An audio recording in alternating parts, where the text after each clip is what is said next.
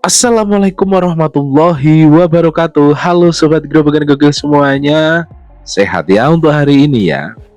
Nah, masih berita mengenai Pak Anies Baswedan, yang dimana untuk kali ini seperti biasa Pak Anies safari ke kampus-kampus. Kali ini topiknya adalah mengolok-ngolok IKN. Pak Anies ini kok pengen banget sih IKN mangkrak, padahal dana begitu besar sudah digelontorkan ke IKN. Tapi kok bisa gitu loh, kok berharap mangkrak atau nggak jadi gitu. Alhasil pernyataan Pak Anies tersebut langsung ditanggapi oleh terutama Pak Bas dan juga akademisi. Para akademisi seperti Prof. Renal juga berkomentar mengenai IKN, dan tentunya ini membungkam telak hinaan atau ejekan Pak Anies di kampus terkait IKN. Nah, tanpa berlama-lama lagi, berikut adalah video lengkapnya. Bikin infrastruktur kelihatan tahun depan. Bikin jembatan, selesai tahun depan. Bikin IKN lama. Ini yang komentar-komentar duduknya depan sini aja mas, biar gampang gitu mas. Ya. Kalau IKN lebih lama, jadi nggak ya? Gitu. Kalau dengan perintah Bapak Presiden pada ratas itu, insya Allah tidak akan terjadi mangkrak seperti Hambalang. Okay? Insya Allah tidak, karena memang beliau tegas memerintahkan, apalagi sudah menyiapkan anggaran besar seperti itu, masa mau mangkrak, ya kan? Nah, itu menjadi tanggung jawab saya untuk mewujudkan cita-cita. Mudah-mudahan kalimat saya nggak salah, cita-cita kita semua untuk mempunyai ibu kota yang baru di IKN. Adalah suatu kebahagiaan ketika kita menyaksikan ada presiden dan ada dukungan dari masyarakat untuk memindahkan ibu kota. Bukankah perbincangan untuk memindahkan ibu kota sudah lama sekali dilakukan? Ada yang rencananya mau pindahkan ke Kalimantan Tengah, ya Bung Karno. Kemudian juga ada yang memindahkan ingin ke mana, Jonggol, Pak Harto. Kemudian ada perbincangan lagi ke tempat lain.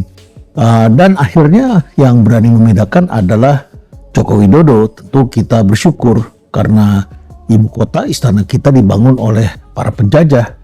Dan Jakarta telah berkembang menjadi kota yang sangat penting, sangat besar, dan juga sekaligus sangat merisaukan. Karena tinggi permukaan air tanahnya juga turun, rob datang terus ke Jakarta, air bersihnya semakin buruk, kemudian limpasan air dari daerah sekitarnya juga semakin banyak, banjirnya luar biasa, dan kota ini telah berubah menjadi sebuah kota yang sangat dramatis sekali. Kota apa saja? Pendidikan iya, hiburan juga, tempat bekerja iya, industri juga, kriminalitas juga, kejahatan juga, korupsi juga, transportasi publik juga ada di sana, persoalan-persoalan di lapangan, persoalan kota besar semua ada di sana. Dan lama-lama Jakarta menjadi the greater Jakarta, besar sekali. Dan lama-lama 2 hari kita keliling sekitar greater Jakarta tidak cukup, sudah menjadi seperti Mexico City. Nah, tentu kita punya banyak harapan ketika ibu kota pindah ke Nusantara. Harapan kita tentu saja adalah bisa mencapai idealisme kita, menjadikan Indonesia tidak hanya terpusat di Pulau Jawa apalagi di Jakarta, tapi pusatnya di tengah-tengah, sehingga ekonomi di sekitarnya kemudian bisa berkembang. Bukankah selama ini kita sudah melihat condong ke barat, tapi sekarang di tengah-tengah. Harapan kita investasi tidak hanya dilakukan di Nusantara, tetapi juga di kota-kota sekitarnya, bahkan pulau-pulau sekitarnya. Logistiknya juga berpusat di sana, lapangan pekerjaan bisa berkembang di sana, pendidikan juga bisa berkembang di tengah-tengah. Para ahli kita tidak hanya berkumpul di Pulau Jawa, tapi juga di kota-kota lain. Tetapi perkembangan belakangan ini memang agak merisaukan. Perbincangan lebih banyak aspek politik, investor yang katanya belum datang, dan banyak orang ya yang senang melihat bahwa Indonesia itu bagus kalau mangkrak kali ya. Ibu kota belum jadi sudah dibilang mangkrak, kereta cepat sudah jadi mau dimangkrakkan.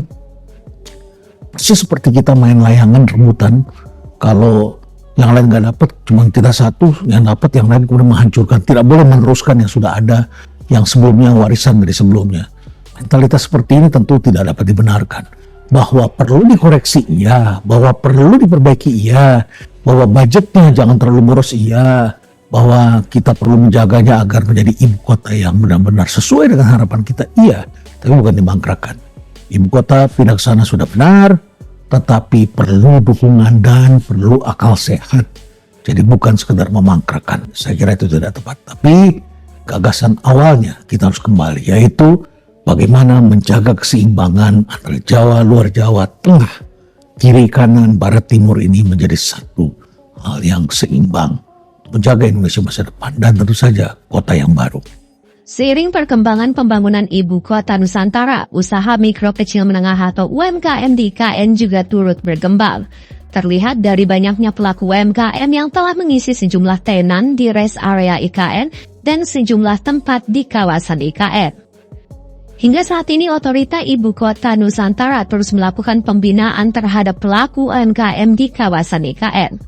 Deputi Bidang Sosial Budaya dan Pemberdayaan Masyarakat Otorita Ibu Kota Nusantara Ali Mudin mengatakan, selain melakukan pembinaan, pihaknya juga terus melakukan pemantauan terhadap sejumlah pelaku usaha yang telah mendapat pelatihan dari OIKN.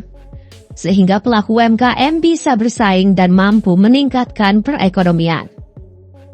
Yang sudah kita latih, saya minta teman-teman coba dicek satu-satu. Mereka itu sekarang sedang ngapain dengan setelah mereka melakukan pelatihan. Kita tentu tidak mau bekerja yang bersifat project ya. Outputnya, outcomes-nya harus kita lihat.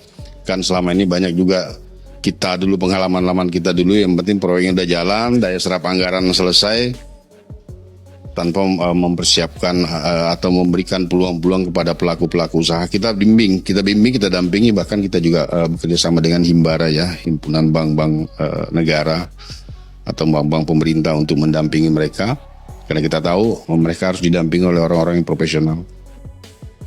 Ali Mudin menambahkan para pelaku UMKM di kawasan IKN yang berada di bawah pembinaan OIKN kini telah sukses, bahkan memiliki penghasilan 5 kali lipat dari sebelum mendapatkan pembinaan. Hal ini menjadi peluang bagi masyarakat sekitar kawasan IKN untuk bisa meningkatkan perekonomian melalui UMKM. Saya adalah orang yang sejak awal dan secara konsisten mendukung pemindahan ibu kota negara ke Kalimantan Timur.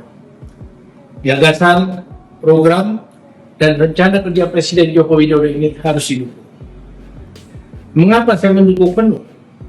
Karena saya adalah putra Gorontalo asli yang kini menjadi anggota DPR RI dan saya menjadi bagian dari wakil Indonesia Timur. Selama 5 tahun ini, saya bisa merasakan dan menyaksikan sendiri bagaimana ketertinggalan kawasan timur Indonesia. Saya keliling daerah ke pelosok-pelosok desa, dan sudah lebih dari 600 titik saya kunjungi. Mereka miskin, tertinggal, dan terbelakang. Kontribusi ekonomi Sulawesi terhadap ekonomi nasional hanya 6,73%. Kalimantan 8,21%. Maluku dan Papua 2,61%. Dan Bali serta Nusa Tenggara 2,75%. Yang terbesar adalah Jawa dan Sumatera yang mencapai 79,70%. Betapa senjangnya antara Barat dan Timur. Gorontalo memiliki jarak yang relatif dekat dengan Kalimantan Timur. Hanya dipisahkan Selat Makassar. Pemindahan ibu kota negara ini akan memiliki dampak yang sangat besar terhadap pemerataan ekonomi. Akan ada kemajuan bagi Gorontalo dan Indonesia Timur pada umumnya. Jadi, pemindahan ibu kota adalah pilihan tepat untuk lompatan perbaikan. Memang masih ada kontroversi, mungkin karena mereka belum paham atau berselisih soal daya dukung dan momentum waktunya.